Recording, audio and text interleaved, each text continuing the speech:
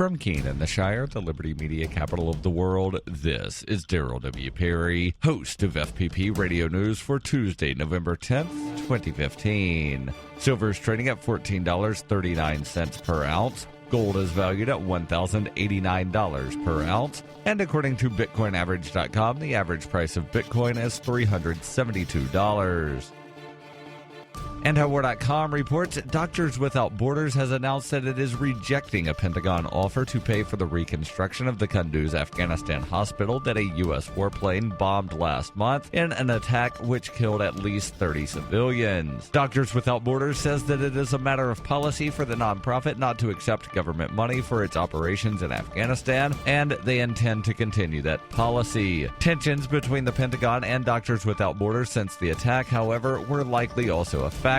In a statement, Doctors Without Borders General Director Christopher Stokes reiterated that all information seen so far makes it hard to understand how the Pentagon continues to maintain that the attack was some sort of mistake. Doctors Without Borders maintains the attack was deliberate and subsequently a war crime. The Pentagon said shortly after the attacks that they intend to pay for the repairs and make condolence payments to the families of slain civilians. The Pentagon also promised to pay for additional repairs after smashing the hospital with an armored vehicle.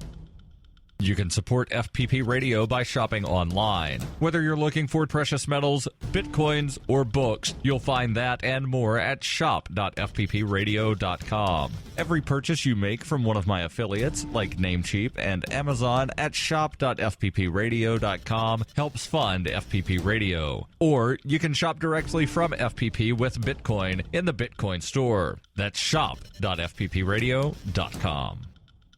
UPI reports Comcast has reset the passwords of thousands of customers after a list of account email addresses and passwords was offered for sale online. The information cache of 590,000 names, addresses, and passwords, the majority of which were obsolete, was available for $1,000 on the dark web. About 200,000 Comcast customers have been asked to reset their passwords. The company was alerted to the posting on Saturday. A company representative said that none of the company's systems had been compromised and that it was actively involved in checking the list against its own database of customers. About 30% of the data for sale was from active accounts, so the majority of information was likely obtained through the accidental release of passwords by customers or recycled from past data breaches. The weekend sale of the information received one customer, presumably Comcast, judging by the speed with which the company handled the list and reset passwords of the accounts on Monday.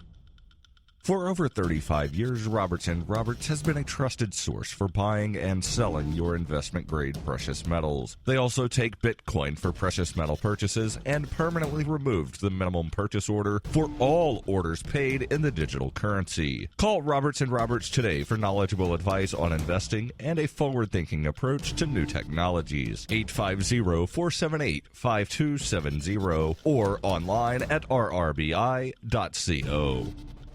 Reuters reports, according to a government memo seen by Reuters, the National Security Agency is ready to end bulk collection of Americans' domestic call records later this month and move to a more targeted system, meeting a legislative deadline imposed earlier this year. The memo, sent on Monday from the NSA to relevant committees in the U.S. Congress, stated that the spy agency has successfully developed a technical architecture to support the new program in time for it to become operational as scheduled on November 29th. In stating the program's progress and the NSA's intent to use the new system, the memo appeared to rebut claims by Senate Intelligence Committee Chairman Richard Burr, a Republican security hawk who told Reuters last week that he anticipated the new program would never be used because it was overly cumbersome and slow. Congress passed legislation earlier this year to end the NSA's indiscriminate gathering of U.S. phone metadata, a practice exposed by former NSA contractor Edward Snowden more than 2 years ago. The legislation, known as the USA Freedom Act, called for a 6-month transition period after which the NSA could only access targeted data from telephone providers with judicial approval. The NSA's memo says the new system would be ready for test on November 29th and that the NSA plans to provide further updates in early 2016 about the program's implementation, in addition to a comparison between operations under the new program and those under the soon-to-be expired bulk collection program.